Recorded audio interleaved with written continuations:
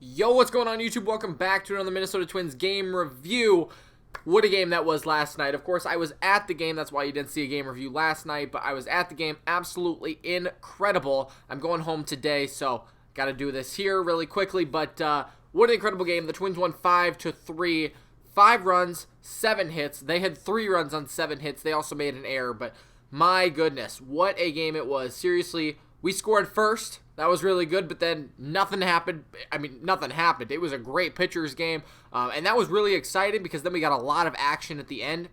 In the last 4 innings, I mean, 7 of the 8 runs scored. It was really fun. Littell got the win, Simber got the loss, and Rogers got his 25th save. Now, I'm not going to lie, Odorizzi pitched incredible in this game. Let's go through that here, but I am so sad that he couldn't get the win because he threw 5 1/3 innings. Now, that's 16 outs, okay? 16 outs. He struck out 10. That is incredible. Now, this guy, he was absolutely lighting it up. I honestly think he probably could have struck out more. He got into a lot of 0-2 counts, 1-2 counts. He only walked 2, and 1, I think, was in that last inning where he really struggled. So, really, he did good. For the first 5 innings, he was absolutely lights out. Did give up 4 hits, 2 earned runs again. Those were in the 6th inning when I believe it was Duffey came in and he gave up the runs. He gave up the hits. He didn't give up the hits, but you know what I'm saying? There was a pass ball, wild pitch or whatever, which does get credited to Odorizzi because it was his base runner. But really, that is a good stat line. 5 1/3 innings, 4 hits, 2 earned runs, 10 strikeouts to 2 walks. Now, honestly, I mean, Barrios, he's got problems. We all know that, but Odorizzi might be our guy now that Pineda has been suspended. I will make a video on that later. Of course, it was happened yesterday when I was at the Twins game. I couldn't do anything about that, so there will be a video coming later to that about my opinions and stuff about that and more information, but Odorizzi, he might be our starter because we don't really have a lot of other options. I mean, Barrios, if he continues to struggle, we're not going to have him. Odorizzi has been really good. Gibson's been on the injured list now. I don't know what we're going to do, but he's been solid. He's really been solid for most of the year. It really stinks that he couldn't get the win. We just didn't get any run support for him. Like the first, 6 innings, we had 1 run. And we really came alive in the 7th. We'll talk about that in just a second. But let's go through the rest of the bullpen. It wasn't the worst game. Wasn't the best game for the bullpen. Duffey, he did well.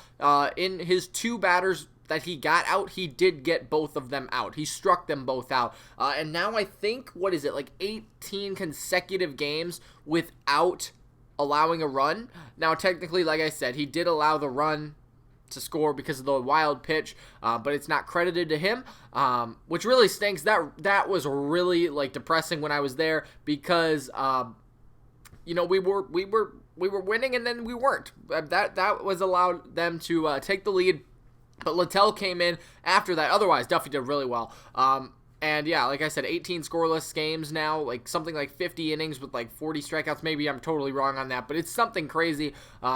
Like that, and he's been so solid out of the bullpen. It's crazy because I did not think that was going to happen, especially at the beginning of the year when I was talking kind of trash about him. My bad, I apologize, but he wasn't good at the beginning of the year, and now has really stepped it up. Littell, 1 inning, 1 hit, nothing else, clean there. Romo, he has struggled the last 3 or 4 times. I'm not going to lie, it's not that Romo's not good, right?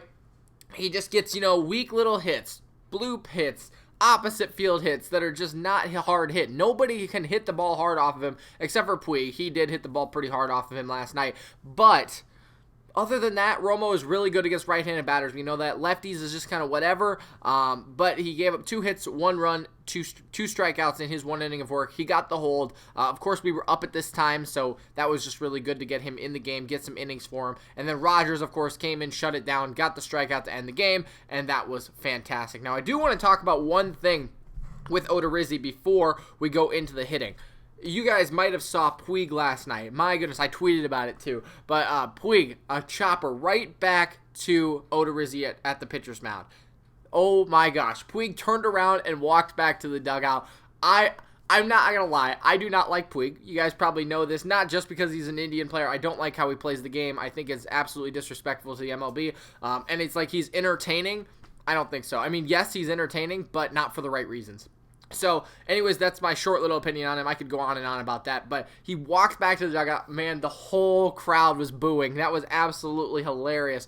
I tell you what, since he grounded out to the pitcher, Odorizzi, and Odorizzi literally just stood there and walked over to the first base side, everybody booed Puig. That was like the best moment. This was a playoff game. I mean, it felt like a playoff atmosphere from the beginning, especially when we started getting runs in the 7th inning. But when that moment happened, the whole stadium got together. It was so cool. Honestly, what Odorizzi should have done was thrown it around the horn a couple times and just stood there, waited for Puig to get his butt back out there, walk to first base, because that is absolutely terrible for the game. I mean, like, seriously, he walked back to the dugout as soon as he hit the ball. I'm sure you guys have seen it, but if you haven't, go try to check it out. Odorizzi should have just stood there, and waited for him to come back, because show him up a little bit, like, if he's not going to respect you, don't respect him, kind of thing. Now, he did take the higher road there, but you know what? We'll talk about that another time. So let's talk about hitting, of course.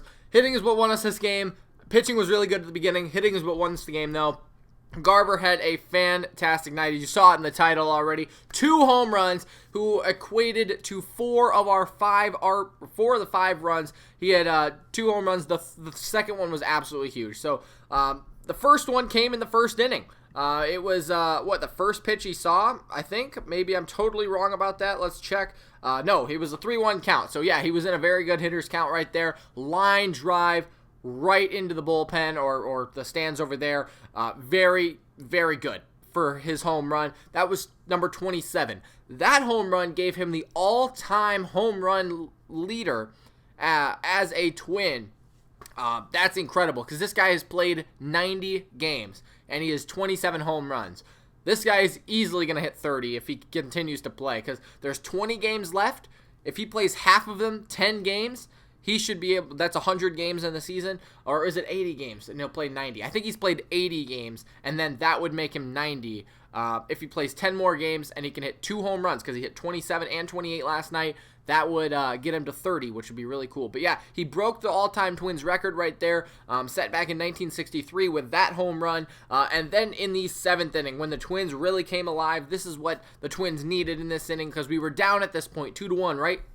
Here comes Astudillo, bottom of the 7th inning. He singles on the first pitch. He also made a very fun defensive play where the ball was just rolling up the third base line, and he went whoosh, pushed it away.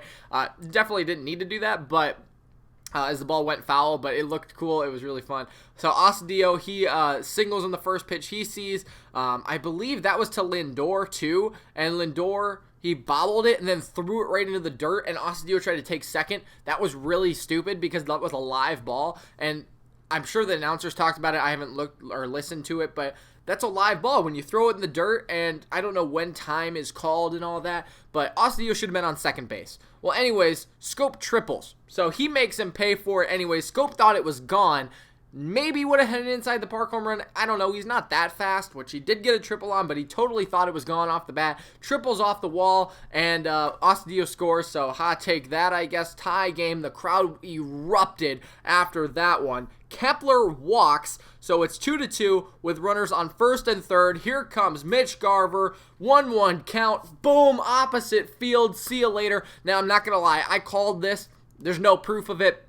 But I called the home run. I was like, how? He's going to do it. He's got to do it right here. Boom. He does it. 3-run home run into the flowers. He was ecstatic. You saw the fist pump. That was awesome. And both radio announcer and TV announcers had incredible calls. Go listen to them if you haven't already. Absolutely incredible.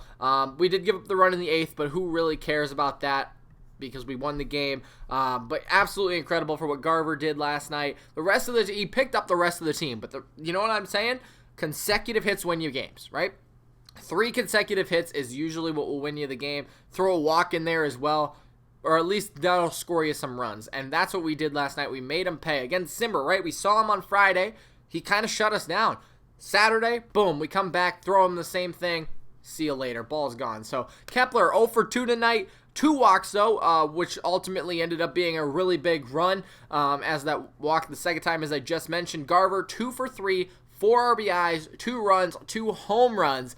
Absolutely great. His OPS is now almost 1,000 again, so that's really good. Polanco 0 for 3, but he did draw a walk. Rosario 0 for 4. He had the bases loaded at one time. That really could have opened up the game and popped out. that really stinks, but the whole crowd was behind him and everything. That's just, it's so cool to be there. Sano 1 for 4, Odorizzi 1 for 3. Wade actually came in too, and he got walked. He's never going to get his first hit. It just is not happening. I want him to, but he just walks all the time, which, I mean, that's fine. He's getting on base. He's doing his job, so that's really good, but I really wanted him to get his first hit last night. He did not. Anyways, then he got pinch ran for Buxton, so it ended up being Kepler, Buxton, and Rosario in the outfield. That was super cool, but then Chrono for 4, Ostadio 2 for 4 with a run, and then Scope 1 for 4 with his triple, scored a run and an RBI as well. So it was a really good game.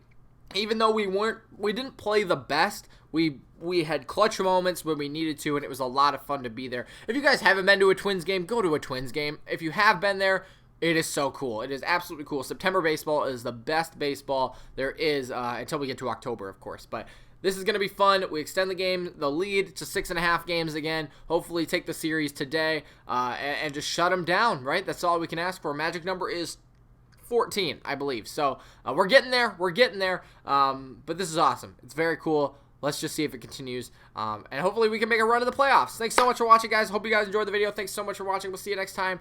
Make sure to leave a like, subscribe, and we'll see you in the next video. Bye.